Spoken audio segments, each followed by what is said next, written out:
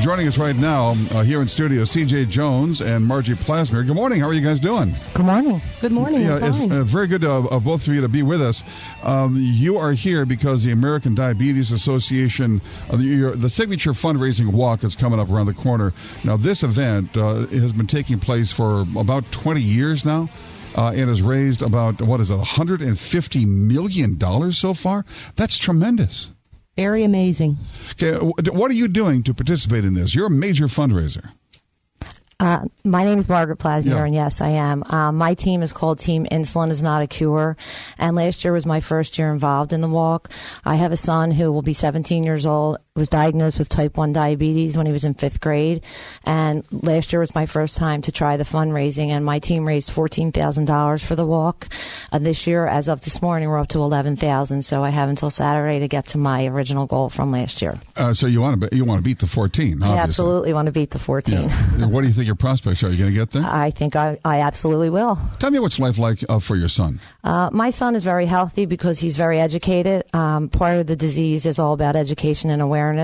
So I've made it my personal mission to inform the uninformed, ill-informed, and misinformed about the atrocities of this disease, which really is an unknown thing to most people. Okay, there's no cure here, CJ. There's no cure. No, there's no cure for type 1 diabetes. It's immune system related. And that's another reason what we do the walk is we need to raise research dollars so that we can find a cure. I have a niece who's had type 1 diabetes since birth, I believe. And she was diagnosed very, very early. Has an insulin pump that she lives with every day. And what's interesting is this disease does not have to be limiting. She was a highly competitive rower all through college. Matter of fact, ranked in the top 10 for female rowers in the entire country. So, it is something that with education, Margie, you can actually address what's going on in your life successfully. Your niece is very well educated on taking care of her disease. Unfortunately, that's not the case for many children whose parents have no knowledge, such as myself, and who then have to go through serious training courses and different types of conferences to learn more and more about how a child can live with it and not change their life. And I'm proud to say that my son is a competitive baseball player, not only on his high school team, but in neighborhood teams, but because he's so informed. But you were in the dark. When the diagnosis came in, you were completely in the dark. How did that feel, and what did you do about it? It was very overwhelming. I had just started a job. I was a school teacher for many years, and I just moved to Delaware from Philadelphia, and the disease came upon us after we were here a few years.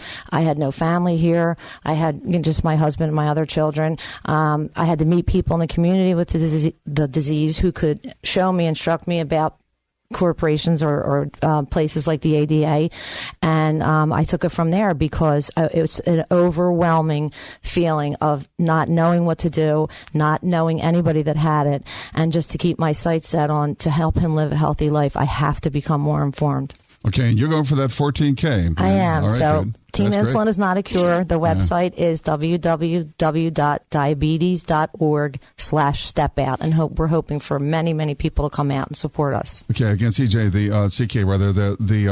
it's diabetes.org/stepout, right? That's correct. And that's not just to walk. That's also if you want to help out. Help out, volunteer. You can also call 1-888-DIABETES if you need to register and you don't have online access. C.J. Jones, Margie Plasmer, thank you both very much for being with us.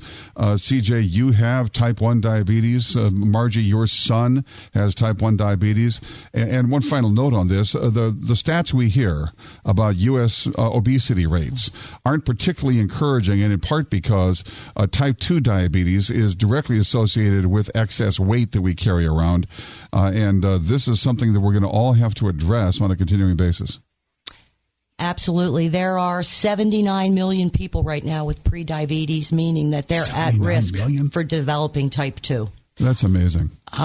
There's also a genetic component involved with type 2, other risk factors, ethnic, I can't say ethnic. That's all right. I flubbed digital like 7 times this morning. It's not a hard word, Both of you, thank you very much for being with us this morning. Appreciate you very your time. much. Thank you for giving us the time. Good luck on the walk, man, and good luck on getting the 14K. Thank you.